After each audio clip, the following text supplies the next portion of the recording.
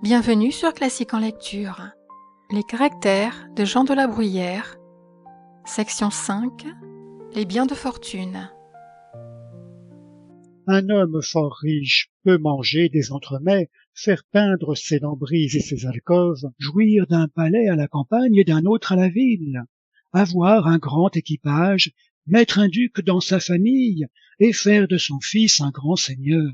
Cela est juste et de son ressort, mais il appartient peut-être à d'autres de vivre content. Une grande naissance ou une grande fortune annonce le mérite et le fait plutôt remarquer. Ce qui disculpe le fat ambitieux de son ambition est le soin que l'on prend, s'il a fait une grande fortune, de lui trouver un mérite qu'il n'a jamais eu et aussi grand qu'il croit l'avoir. À mesure que la faveur et les grands biens se retirent d'un homme, il laisse voir en lui le ridicule qu'il couvrait et qui y était sans que personne s'en aperçût. Si l'on ne le voyait de ses yeux, pourrait-on jamais s'imaginer l'étrange disproportion que le plus ou le moins de pièces de monnaie met entre les hommes? Ce plus ou ce moins détermine à l'épée, à la robe ou à l'église. Il n'y a presque point d'autre vocation. Deux marchands étaient voisins et faisaient le même commerce, qui ont eu dans la suite une fortune toute différente. Ils avaient chacun une fille unique. Elles ont été nourries ensemble et ont vécu dans cette familiarité que donne un même âge et une même condition. L'une des deux, pour se tirer d'une extrême misère, cherche à se placer. Elle entre au service d'une fort grande dame et l'une des premières à la cour, chez sa compagne. Si le financier manque son coup, les courtisans disent de lui: c'est un bourgeois, un homme de rien, un malotru. S'il réussit, il lui demande sa fille. Quelques-uns ont fait dans leur jeunesse l'apprentissage d'un certain métier pour en exercer un autre, et fort différent, le reste de leur vie. Un homme est laid, de petite taille et à peu d'esprit. L'on me dit à l'oreille: il a 50 000 livres de rente. Cela le concerne tout seul, et il ne m'en fera jamais ni pis ni mieux. Si je commence à le regarder avec d'autres yeux, et si je ne suis pas maître de faire autrement, quelle sottise! Un projet assez vain serait de vouloir tourner un homme fort sot et fort riche en ridicule. Les rieurs sont de son côté. N 2 étoiles, avec un portier rustre, farouche, tirant sur le Suisse, avec un vestibule et une antichambre, pour peu qu'il y fasse languir quelqu'un et se morfondre, qu'il paraisse enfin avec une mine grave et une démarche mesurée, qu'il écoute un peu et ne reconduise point, quelque subalterne qu'il soit d'ailleurs, il fera sentir de lui-même quelque chose qui approche de la considération. Je vais, Clitifon, à votre porte. Le besoin que j'ai de vous me chasse de mon lit et de ma chambre. Plût au Dieu que je ne fusse ni votre client ni votre fâcheux. Vos esclaves me disent que vous êtes enfermé et que vous ne pouvez m'écouter que d'une heure entière. Je reviens avant le temps qu'ils m'ont marqué et ils me disent que vous êtes sorti. Que faites-vous, Clitifon, dans cet endroit le plus reculé de votre appartement, de si laborieux, qui vous empêche de m'entendre? Vous enfilez quelque mémoire, vous collationnez un registre, vous signez, vous paraphez. Je n'avais qu'une chose à vous demander, et vous n'aviez qu'un mot à répondre, oui ou non. Voulez-vous être rare? Rendez service à ceux qui dépendent de vous. Vous le serez davantage par cette conduite que par ne vous pas laisser voir. Homme important et chargé d'affaires, qui à votre tour avez besoin de mes offices, venez dans la solitude de mon cabinet. Le philosophe est accessible. Je ne vous remettrai point à un autre jour. Vous me trouverez sur les livres de Platon qui traitent de la spiritualité de l'âme et de sa distinction d'avec le corps, ou la plume à la main pour calculer les distances de Saturne et de Jupiter. J'admire Dieu dans ses ouvrages et je cherche par la connaissance de la vérité, à régler mon esprit et devenir meilleur. Entrez, toutes les portes vous sont ouvertes. Mon antichambre n'est pas faite pour s'y ennuyer en m'attendant. Passez jusqu'à moi sans me faire avertir. Vous m'apportez quelque chose de plus précieux que l'argent et l'or, si c'est une occasion de vous obliger. Parlez, que voulez-vous que je fasse pour vous? Faut-il quitter mes livres, mes études, mon ouvrage, cette ligne qui est commencée? Quelle interruption heureuse pour moi que celle qui vous est utile! Le manieur d'argent, l'homme d'affaires, est un ours qu'on ne saurait apprivoiser, on ne le voit dans sa loge qu'avec peine. Que dis-je? On ne le voit point, car d'abord on ne le voit pas encore, et bientôt on ne le voit plus. L'homme de lettres au contraire est trivial, comme une borne au coin des places. Il est vu de tous, et à toute heure, et en tous états. À table, au lit, nu, habillé, sain ou malade, il ne peut être important, et il ne le veut point être. N'envions point à une sorte de gens leur grande richesse. Ils les ont à titre onéreux et qui ne nous accommoderaient point. Ils ont mis leur repos, leur santé, leur honneur et leur conscience pour les avoir. Cela est trop cher, et il n'y a rien à gagner à un tel marché.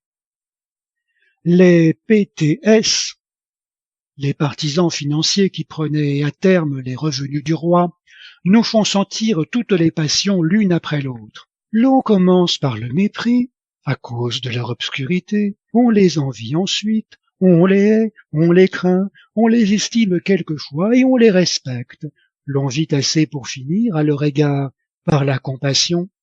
Sosie, de la livrée, a passé par une petite recette à une sous-ferme. Et par les concussions, la violence et l'abus qu'il a fait de ses pouvoirs, il s'est enfin, sur les ruines de plusieurs familles, élevé à quelque grade. Devenu noble par une charge, il ne lui manquait que d'être homme de bien. Une place de marguillier a fait ce prodige. Arthur cheminait seul et à pied vers le grand portique de Saint 2 étoiles, entendait de loin le sermon d'un carme ou d'un docteur qu'elle ne voyait qu'obliquement et dont elle perdait bien des paroles. Sa vertu était obscure et sa dévotion connue comme sa personne. Son mari est entré dans le 8e denier. Quelle monstrueuse fortune en moins de 6 années! Elle n'arrive à l'église que dans un char. On lui porte une lourde queue. L'orateur s'interrompt pendant qu'elle se place. Elle le voit de front, n'en perd pas une seule parole, ni le moindre geste. L'on porte Crésus au cimetière. De toutes ces immenses richesses que le vol et la concussion lui avaient acquises et qu'il a épuisées par le luxe et par la bonne chère, il ne lui est pas demeuré de quoi se faire enterrer. Il est mort insolvable, sans bien, et ainsi privé de tous les secours. L'on n'a vu chez lui ni julep, ni cordiaux, ni médecin, ni le moindre docteur qui l'ait assuré de son salut. Champagne, au sortir d'un long dîner qui lui enfle l'estomac, et dans les douces fumées du vin d'Avenay ou de Sillery, signe un ordre qu'on lui présente, qui ôterait le pain à toute une province si l'on y remédiait. Il est excusable, quel moyen de comprendre, dans la première heure de la digestion, qu'on puisse quelque part mourir de faim. Sylvain de Sédonier a acquis de la naissance et un autre nom. Il est seigneur de la paroisse où ses aïeux payaient la taille. Il n'aurait pu autrefois entrer page chez Cléobal, et il est son gendre. Taurus passe en litière par la voie appienne, précédé de ses affranchis et de ses esclaves qui détournent le peuple et font faire place. Il ne lui manque que des licteurs. Il entre à Rome avec ce cortège où il semble triompher de la bassesse et de la pauvreté de son père sanguin. On ne peut mieux user de sa fortune que fait Périandre. Elle lui donne du rang, du crédit, de l'autorité. Déjà, on ne le prie plus d'accorder son amitié, on implore sa protection. Il a commencé par dire de soi-même un homme de ma sorte. Il passe à dire un homme de ma qualité. Il se donne pour tel, et il n'y a personne de ceux à qui il prête de l'argent ou qu'il reçoit à sa table, qui est délicate, qui veuille s'y opposer.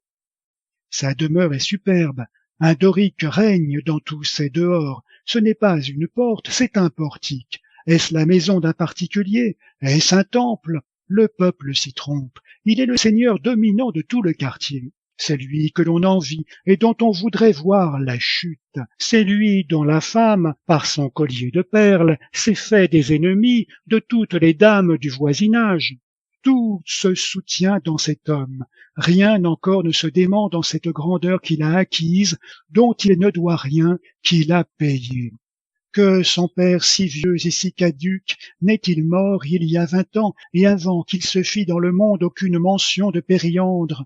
Comment pourra-t-il soutenir ces odieuses pancartes, billets d'enterrement, qui déchiffrent les conditions et qui souvent font rougir la veuve et les héritiers? Les supprimera-t-il, aux yeux de toute une ville jalouse, maligne, clairvoyante, et aux dépens de 1000 gens qui veulent absolument aller tenir leur rang à des obsèques? Veut-on d'ailleurs qu'il fasse de son père un noble homme, bourgeois de quelque importance, et peut-être un honorable homme, petit bourgeois, marchand, lui qui est messire, personne de qualité? Combien d'hommes ressemblent à ces arbres déjà forts et avancés que l'on transplante dans les jardins, où ils surprennent les yeux de ceux qui les voient placés dans de beaux endroits, où ils ne les ont point vus croître et qui ne connaissent ni leur commencement ni leur progrès. Si certains morts revenaient au monde, et s'ils voyaient leurs grands noms portés, et leurs terres les mieux titrées, avec leurs châteaux et leurs maisons antiques, possédées par des gens dont les pères étaient peut-être leurs métayers, quelle opinion pourraient-ils avoir de notre siècle? Rien ne fait mieux comprendre le peu de choses que Dieu croit donner aux hommes en leur abandonnant les richesses, l'argent, les grands établissements et les autres biens que la dispensation qu'il en fait et le genre d'hommes qui en sont le mieux pourvus. Si vous entrez dans les cuisines, où l'on voit réduire en art et en méthode le secret de flatter votre goût et de vous faire manger au-delà du nécessaire, si vous examinez en détail tous les apprêts des viandes qui doivent composer le festin que l'on vous prépare, si vous regardez par quelles mains elles passent et toutes les formes différentes qu'elles prennent avant de devenir un mets exquis, et d'arriver à cette propreté et à cette élégance qui charment vos yeux, vous font hésiter sur le choix et prendre le parti d'essayer de tout, si vous voyez tout le repas ailleurs que sur une table bien servie, quelle saleté, quel dégoût! Si vous allez derrière un théâtre, et si vous nombrez les poids, les roues, les cordages qui font les vols et les machines, si vous considérez combien de gens entrent dans l'exécution de ces mouvements, quelle force de bras et quelle extension de nerfs ils y emploient, vous direz: sont-ce là les principes et les ressorts de ce spectacle si beau, si naturel, qui paraît animer et agir de soi-même? Vous vous récrierez: quels efforts, quelle violence! De même, n'approfondissez pas la fortune des partisans. Ce garçon si frais, si fleuri et d'une belle santé est seigneur d'une abbaye et de 10 autres bénéfices. Tous ensemble lui rapportent 6-20 000 livres de revenus, dont il n'est payé qu'en médailles d'or. Il y a ailleurs 6-20 familles indigentes qui ne se chauffent point pendant l'hiver, qui n'ont point d'habits pour se couvrir et qui souvent manquent de pain. Leur pauvreté est extrême et honteuse. Quel partage! Et cela ne prouve-t-il pas clairement un avenir? Chrysippe, homme nouveau et le premier noble de sa race, aspirait il y a 30 années à se voir un jour 2000 livres de rente pour tout bien. C'était là le comble de ses souhaits et sa plus haute ambition. Il l'a dit ainsi et on s'en souvient. Il arrive, je ne sais par quel chemin, jusqu'à donner en revenu à l'une de ses filles pour sa dot ce qu'il désirait lui-même d'avoir en fonds pour toute fortune pendant sa vie. Une pareille somme est comptée dans ses coffres pour chacun de ses autres enfants qu'il doit pourvoir. Et il a un grand nombre d'enfants. Ce n'est qu'un avancement d'hoirie, d'héritage. Il y a d'autres biens à espérer après sa mort. Il vit encore, quoiqu'assez avancé en âge, et il use le reste de ses jours à travailler pour s'enrichir. Laissez faire Ergaste, et il exigera un droit de tous ceux qui boivent de l'eau de la rivière ou qui marchent sur la terre ferme. Il sait convertir en or jusqu'aux roseaux, aux joncs et à l'ortie. Il écoute tous les avis et propose tous ceux qu'il a écoutés. Le prince ne donne aux autres qu'aux dépens d'Ergaste et ne leur fait de grâce que celle qui lui était due.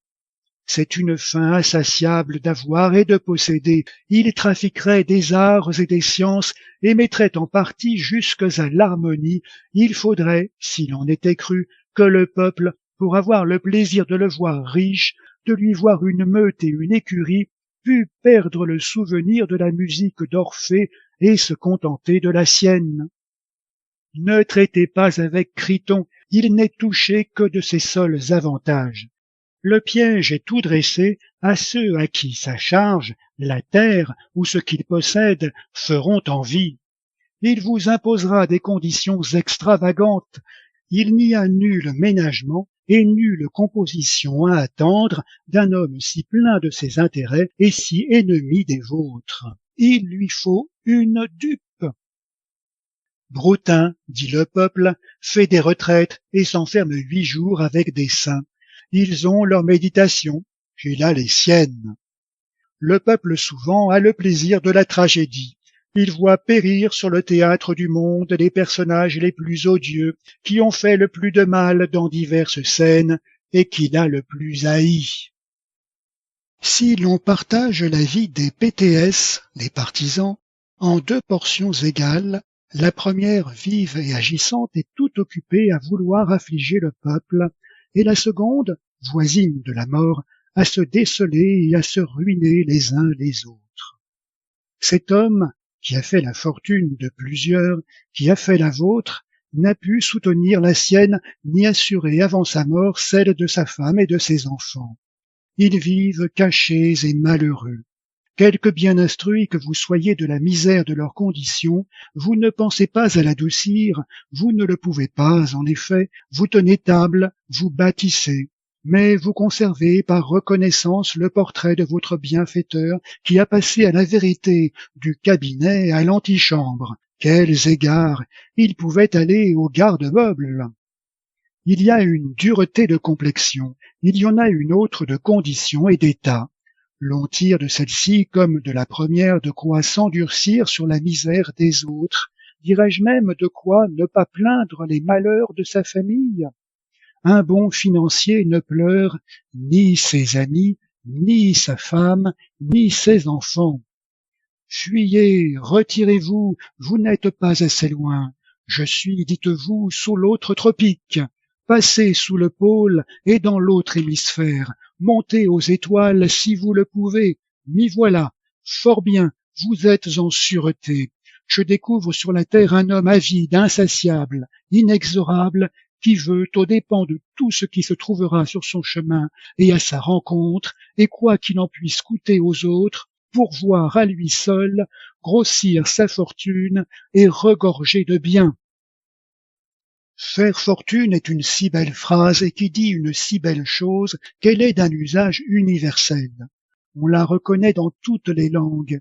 Elle plaît aux étrangers et aux barbares. Elle règne à la cour et à la ville. Elle a percé les cloîtres et franchi les murs des abbayes de l'un et de l'autre sexe. Il n'y a point de lieu sacré où elle n'ait pénétré, point de désert ni de solitude où elle soit inconnue. À force de faire de nouveaux contrats ou de sentir son argent grossir dans ses coffres, on se croit enfin une bonne tête et presque capable de gouverner. Il faut une sorte d'esprit pour faire fortune, et surtout une grande fortune.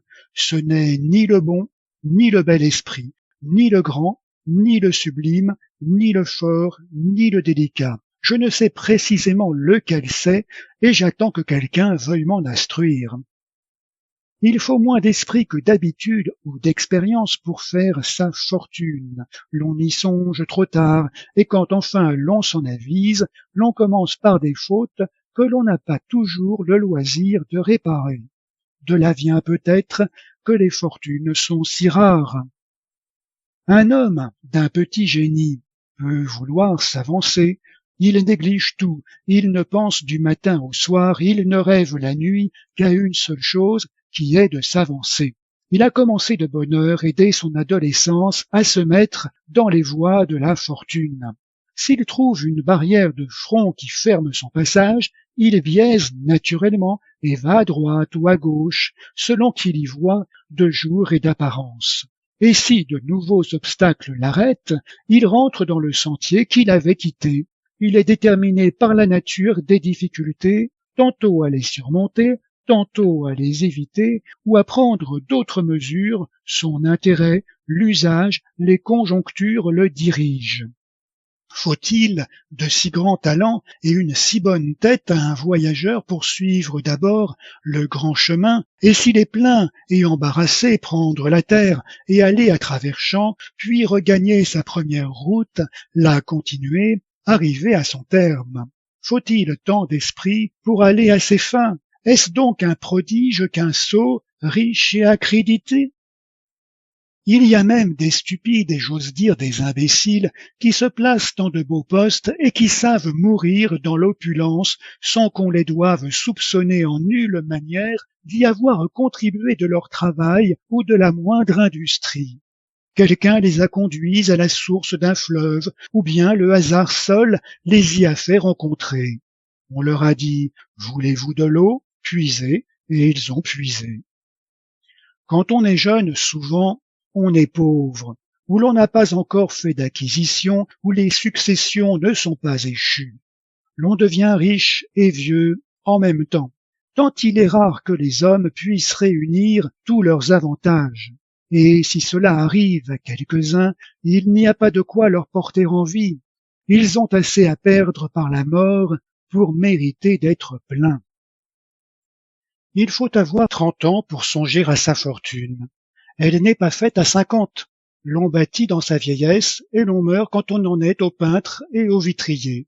Quel est le fruit d'une grande fortune, si ce n'est de jouir de la vanité, de l'industrie, du travail et de la dépense de ceux qui sont venus avant nous et de travailler nous-mêmes, de planter, de bâtir, d'acquérir pour la postérité? L'on ouvre et l'on étale tous les matins pour tromper son monde, et l'on ferme le soir après avoir trompé tout le jour. Le marchand fait des montres pour donner de sa marchandise ce qu'il y a de pire. Il a le quatille et les faux jours afin d'en cacher les défauts et qu'elles paraissent bonnes. Il la surfait pour la vendre plus cher qu'elle ne vaut. Il a des marques fausses et mystérieuses afin qu'on croie n'en donner que son prix. Un mauvais aunage pour en livrer le moins qu'il se peut, et il a un trébuchet afin que celui à qui il l'a livré la lui paie en or qui soit de poids. Dans toutes les conditions, le pauvre est bien proche de l'homme de bien, et l'opulent n'est guère éloigné de la friponnerie. Le savoir-faire et l'habileté ne mènent pas jusqu'aux énormes richesses. L'on peut s'enrichir dans quelque art ou dans quelque commerce que ce soit, par l'ostentation d'une certaine probité. De tous les moyens de faire sa fortune, le plus court et le meilleur est de mettre les gens à voir clairement leurs intérêts, à vous faire du bien. Les hommes, pressés par les besoins de la vie et quelquefois par le désir du gain ou de la gloire, cultivent des talents profanes ou s'engagent dans des professions équivoques et dont ils se cachent longtemps à eux-mêmes les périls et les conséquences. Ils les quittent ensuite par une dévotion discrète qui ne leur vient jamais qu'après qu'ils ont fait leur récolte et qu'ils jouissent d'une fortune bien établie. Il y a des misères sur la terre qui saisissent le cœur. Il manque à quelques-uns jusqu'aux aliments. Ils redoutent l'hiver, ils appréhendent de vivre. L'on mange ailleurs des fruits précoces, l'on force la terre et les saisons pour fournir à sa délicatesse. De simples bourgeois, seulement à cause qu'ils étaient riches, ont eu l'audace d'avaler en un seul morceau la nourriture de 100 familles. Tienne qui voudra contre de si grandes extrémités, je ne veux être, si je le puis, ni malheureux ni heureux. Je me jette et me réfugie dans la médiocrité. On sait que les pauvres sont chagrins de ce que tout leur manque et que personne ne les soulage. Mais s'il est vrai que les riches soient colères, c'est de ce que la moindre chose puisse leur manquer ou que quelqu'un veuille leur résister. Celui-là est riche, qui reçoit plus qu'il ne consume. Celui-là est pauvre, dont la dépense excède la recette. Tel, avec 2 millions de rente, peut être pauvre chaque année de 500 000 livres. Il n'y a rien qui se soutienne plus longtemps qu'une médiocre fortune. Il n'y a rien dont on voit mieux la fin que d'une grande fortune. L'occasion prochaine de la pauvreté, c'est de grandes richesses. S'il est vrai que l'on soit riche de tout ce dont on n'a pas besoin, un homme fort riche, c'est un homme qui est sage. S'il est vrai que l'on soit pauvre par toutes les choses que l'on désire, l'ambitieux et l'avare languissent dans une extrême pauvreté. Les passions tyrannisent l'homme, et l'ambition suspend en lui les autres passions, et lui donne pour un temps les apparences de toutes les vertus. Ce Tryphon, qui a tous les vices, je l'ai cru sobre, chaste, libéral, humble et même dévot. Je le croirais encore s'il n'eût enfin fait sa fortune. L'on ne se rend point sur le désir de posséder et de s'agrandir. La bile gagne et la mort approche qu'avec un visage flétri et des jambes déjà faibles l'on dit « ma fortune, mon établissement ». Il n'y a au monde que 2 manières de s'élever, ou par sa propre industrie, ou par l'imbécilité des autres. Les traits découvrent la complexion et les mœurs, mais la mine désigne les biens de fortune. Le plus ou le moins de 1000 livres de rente se trouve écrit sur les visages. Chrysanthe, homme opulent et impertinent, ne veut pas être vu avec Eugène, qui est homme de mérite, mais pauvre. Il croirait en être déshonoré. Eugène est pour Chrysanthe dans les mêmes dispositions. Il ne court pas risque de se heurter. Quand je vois de certaines gens qui me prévenaient autrefois par leur civilité, attendre au contraire que je les salue et en être avec moi sur le plus ou sur le moins, je dis en moi-même, fort bien, j'en suis ravi, tant mieux pour eux. Vous verrez que cet homme-ci est mieux logé, mieux meublé et mieux nourri qu'à l'ordinaire, qu'il sera entré depuis quelques mois dans quelque affaire où il aura déjà fait un gain raisonnable. Dieu veuille qu'il en vienne dans peu de temps jusqu'à me mépriser. Si les pensées, les livres et leurs auteurs dépendaient des riches et de ceux qui ont fait une belle fortune, quelle proscription! Il n'y aurait plus de rappel. Quel ton, quel ascendant ne prennent-ils pas sur les savants? Quelle majesté n'observent-ils pas à l'égard de ces hommes chétifs que leur mérite n'a ni placé ni enrichi, et qui en sont encore à penser et à écrire judicieusement? Il faut l'avouer, le présent est pour les riches, et l'avenir pour les vertueux et les habiles.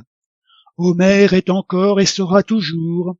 Les receveurs de droit, les publicains ne sont plus. Ont-ils été?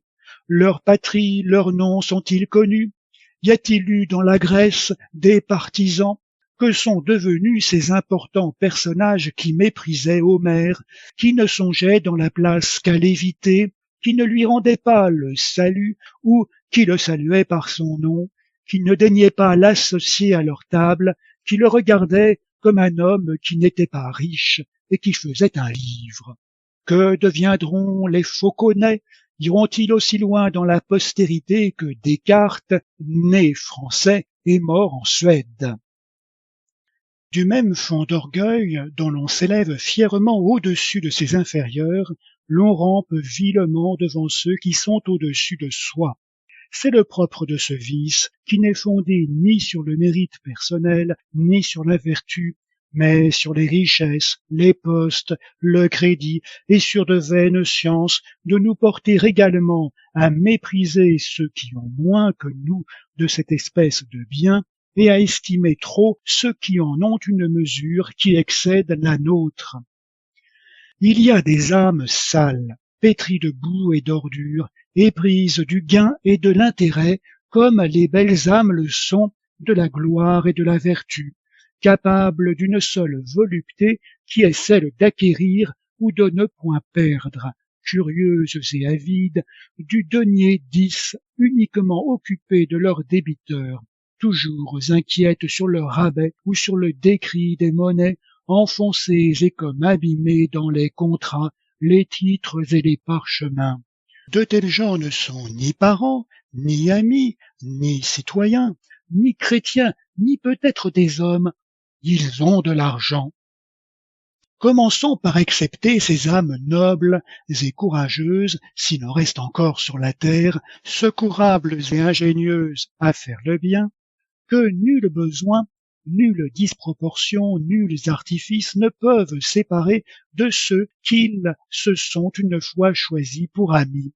Et après cette précaution, disons hardiment une chose triste et douloureuse à imaginer. Il n'y a personne au monde si bien lié avec nous de société et de bienveillance, qui nous aime, qui nous goûte, qui nous fait 1000 offres de service et qui nous sert quelquefois, qui n'ait en soi, par l'attachement à son intérêt, des dispositions très proches à rompre avec nous et à devenir notre ennemi. Celui qui n'a de partage avec ses frères que pour vivre à l'aise bon praticien veut être officier. Le simple officier se fait magistrat, et le magistrat veut présider, et ainsi de toutes les conditions où les hommes languissent, serrés et indigents, après avoir tenté au-delà de leur fortune et forcé pour ainsi dire leur destinée, incapables tout à la fois de ne pas vouloir être riche et de demeurer riche. Dîne bien, Cléarque, soupe le soir, mets du bois au feu, achète un manteau, tapisse ta chambre. Tu n'aimes point ton héritier, tu ne le connais point, tu n'en as point. Jeune, on conserve pour sa vieillesse. Vieux, on épargne pour la mort. L'héritier prodigue paie de superbes funérailles et dévore le reste.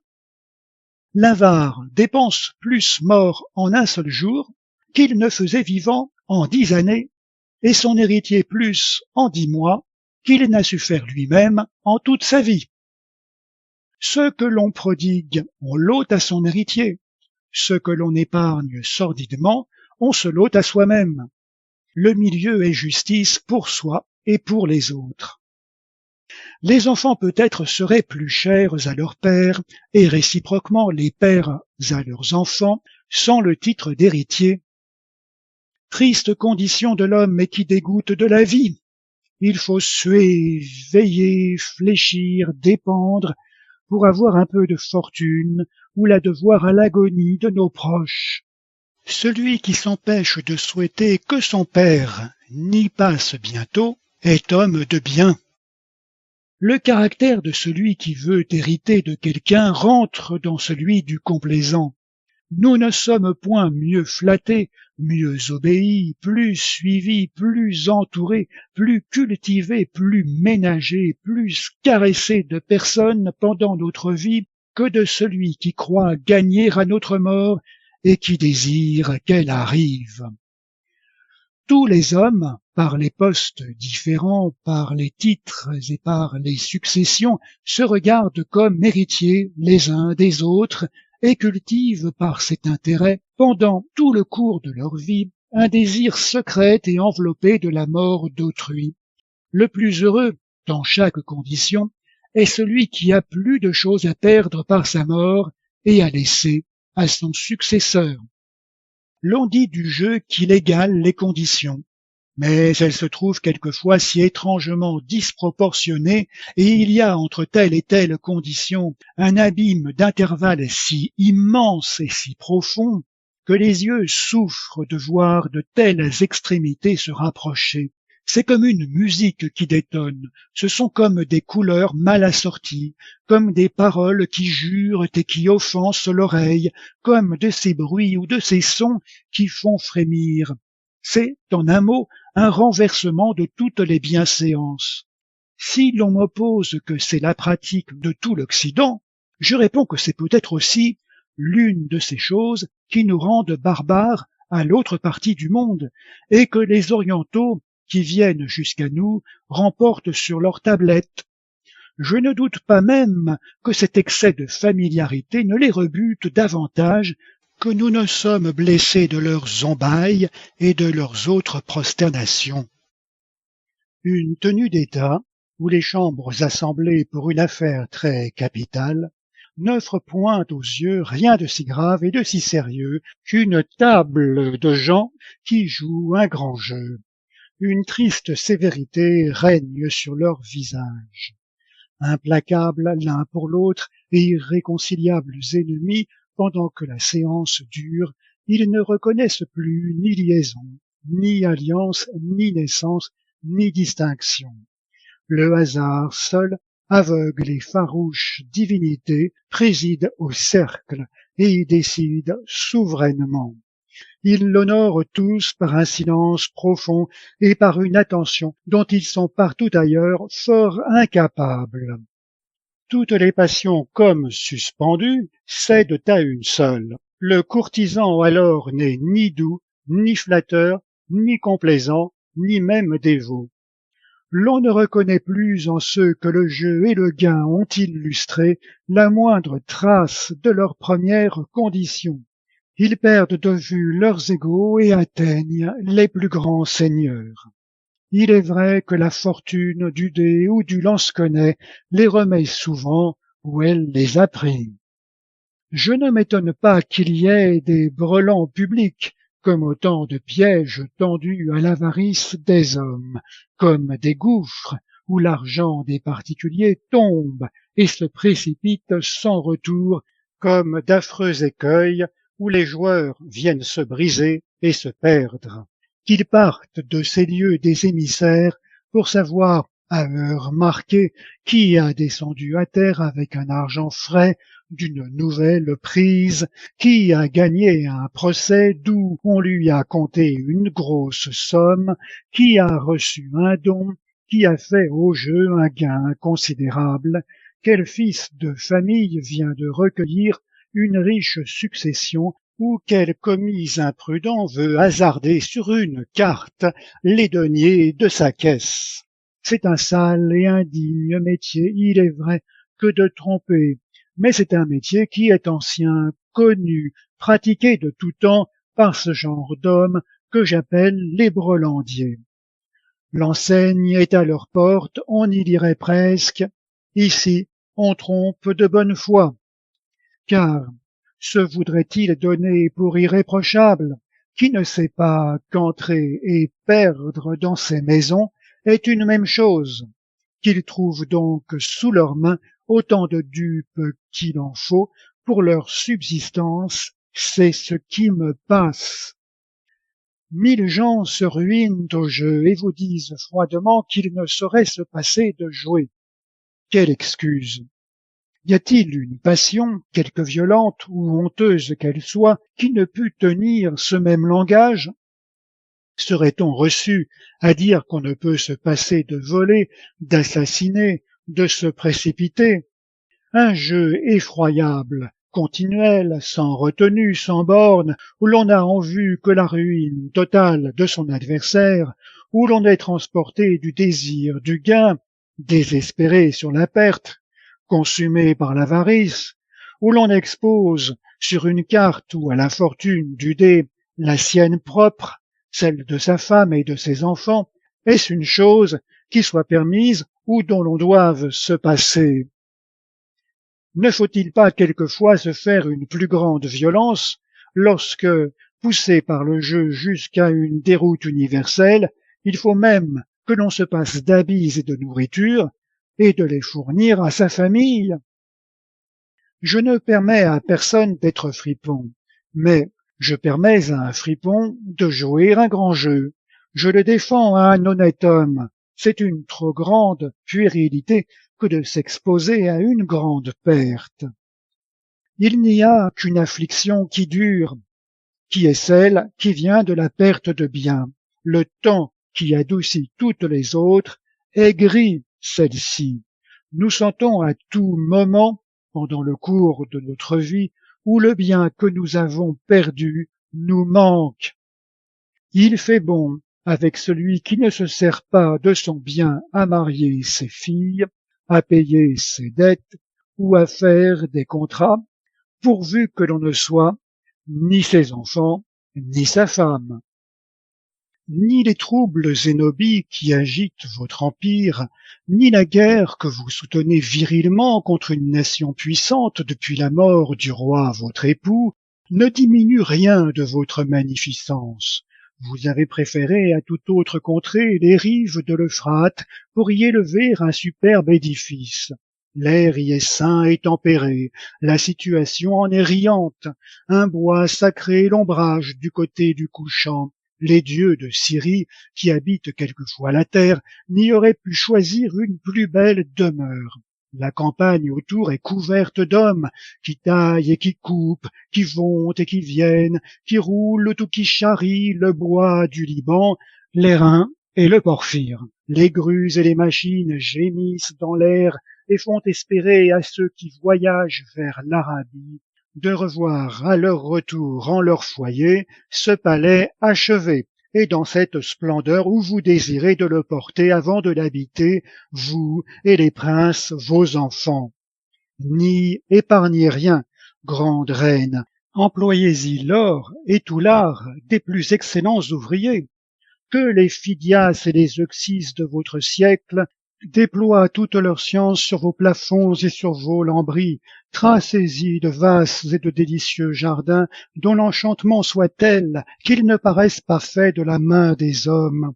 Épuisez votre trésor et votre industrie sur cet ouvrage incomparable, et après que vous y aurez mis Zénobie la dernière main, quelqu'un de ces pâtres qui habitent les sables voisins de Palmyre, devenu riche par les péages de vos rivières, achètera un jour à denier comptant cette royale maison pour l'embellir et la rendre plus digne de lui et de sa fortune. Ce palais, ces meubles, ces jardins, ces belles eaux vous enchantent et vous font récrier d'une première vue sur une maison si délicieuse et sur l'extrême bonheur du maître qui la possède. Il n'est plus, il n'en a pas joui si agréablement ni si tranquillement que vous. Il n'y a jamais eu un jour serein, ni une nuit tranquille. Il s'est noyé de dettes pour la porter à ce degré de beauté où elle vous ravit. Ses créanciers l'en ont chassé. Il a tourné la tête et il l'a regardé de loin, une dernière fois, et il est mort de saisissement. L'on ne saurait s'empêcher de voir dans certaines familles ce qu'on appelle les caprices du hasard ou les jeux de la fortune.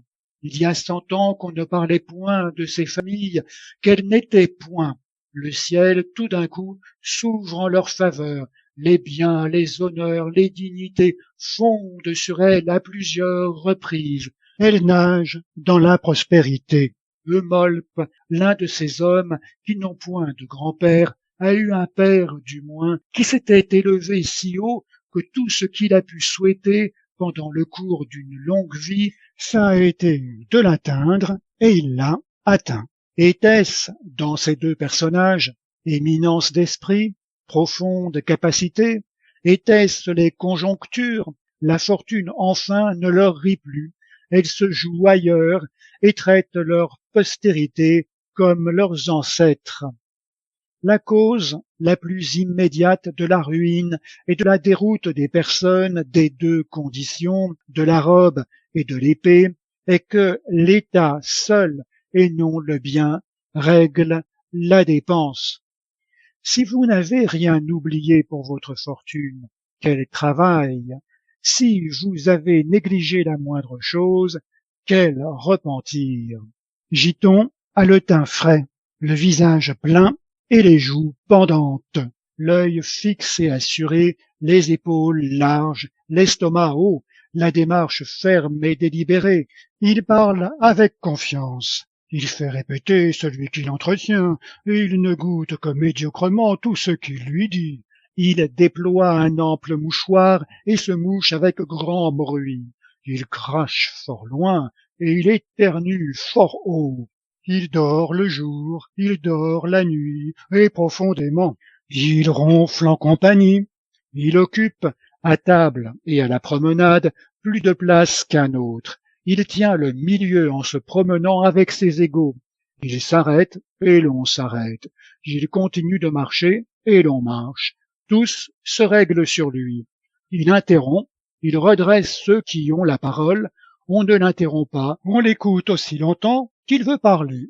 On est de son avis, on croit les nouvelles qu'il débite. S'il s'assied, vous le voyez s'enfoncer dans un fauteuil, croiser les jambes l'une sur l'autre, froncer le sourcil, abaisser son chapeau sur ses yeux pour ne voir personne, ou le relever ensuite et découvrir son front par fierté et par audace.